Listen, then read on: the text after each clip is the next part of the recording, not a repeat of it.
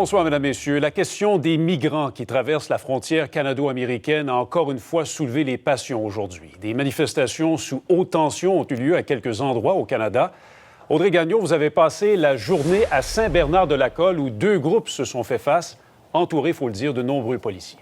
Oui, voilà, Raymond, et une manifestation qui a duré plusieurs heures parce que l'un des groupes est arrivé vers 9h30, 10h ce matin et ça s'est terminé aux alentours de 15h cet après-midi. Il n'y a pas eu d'affrontement physique entre les deux groupes en raison justement de cette présence policière, mais vous allez le voir dans mon reportage, la tension était palpable.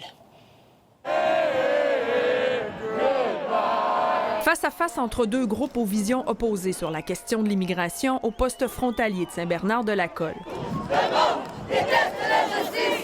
D'un côté, le groupe Storm Alliance, venu dénoncer les politiques de Justin Trudeau et sa façon de gérer les frontières. Leur donner un chèque, un logement à prix modique, puis arrangez-vous après. Nous, on veut qu'ils les aident à intégrer le marché du travail, avec des bons emplois.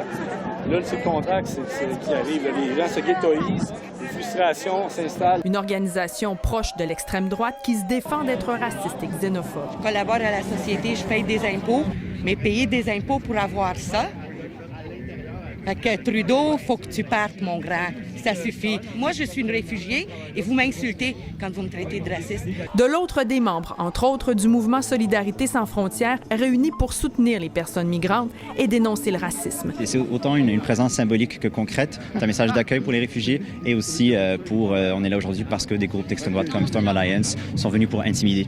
Et on est là pour dire que c'est pas correct. Le militant bien connu de gauche, Jackie Singh, s'est joint au groupe. Vous voyez que les deux groupes sont bien séparés par l'escouade anti-émeute de la Sûreté du Québec. Les policiers qui sont nombreux sur place, on en a certainement plus d'une centaine, donc qui tiennent les deux groupes à l'écart l'un de l'autre parce qu'on veut encadrer le tout pour éviter les débordements. Le calme a été maintenu, mais la tension était tout de même vive et les esprits se sont échauffés. Des milliers de demandeurs d'asile ont franchi la frontière entre les États-Unis et le Québec au cours des derniers mois, mais le flot de migrants a diminué en septembre. On a d'ailleurs commencé à démanteler le campement temporaire érigé pour les accueillir. La police ne rapporte qu'une arrestation pour méfait sur un bâtiment gouvernemental. Audrey Gagnon, TVA Nouvelles, à Saint-Bernard-de-la-Colle.